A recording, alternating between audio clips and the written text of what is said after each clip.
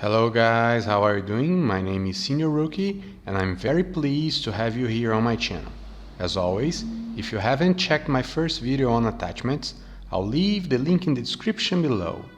Today, I'll continue my series on attachments talking about sites. They simply make target acquisition a lot easier and some players can't manage without them.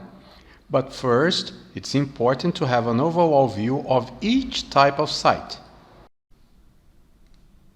Now you are watching me play Demolition in Combine in Black Ops 3. I'm using a Weevil equipped with Quick Draw and Grip. You might wonder why I have no sights on once this episode is all about sights. Well, I will explain this and a lot more in my upcoming videos. So, there are some different types of sights. They may vary in name and animation from game to game, but they tend to do the same thing in the end of the day. Iron sights are the original sights in almost every FPS game, except on sniper rifles. Apart from having almost no zooming, iron sights often occupy a large area of your screen, sometimes almost half of it. It might get you killed because it hides far away enemies or anyone below your weapon animation, and the truth is that you can't hit what you can't see. Red dot sights do not zoom in a lot, but they usually leave a clean view of what's in front of you. It does not take away the pleasure of acquiring targets. It maintains the challenge of the game and even teases you to go for medium and long range shots. That's why it's loved and employed by so many players.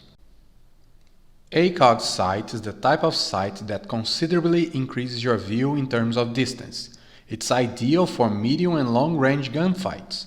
In some games, it reduces your peripheral vision, what might render you vulnerable while aiming down sights.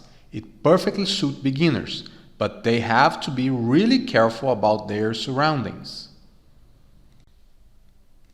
Thermal sights are either loved or hated by many. Sometimes they are overpowered, sometimes they approach uselessness. Its mechanics is quite similar to an ACOG, but it blackens the area outside of your scope. In some games, like Ghosts, it's extremely powerful, for your enemies appear in such a bright silhouette when amid your crosshair. Campers tended to abuse of it in Ghosts, and this is one of the reasons why many players dislike that game. The last but not least, laser sights, or steady aim in Modern Warfare 2, Modern Warfare 3 and Ghosts. This attachment is not a sight, broadly speaking, but it helps you a lot. It not only reduces the bullet spread, but it also saves you some important milliseconds in a gunfight, especially if you are shooting your enemies from the sides or in the back. It has a devastating effect when used with shotguns and submachine guns. This sums today's episode, guys, but I would like to remind you that I didn't discuss each and every attachment present in Call of Duty series in my last two videos. I tried to gather the most valuable information so that anybody could have an overall view on what matters the most when equipping a weapon.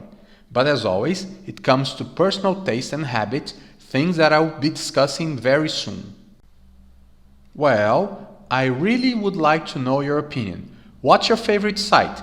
Did I leave out any attachment you find useful? So, if you have enjoyed this video, please like, comment and subscribe. See you around, guys. Senior out.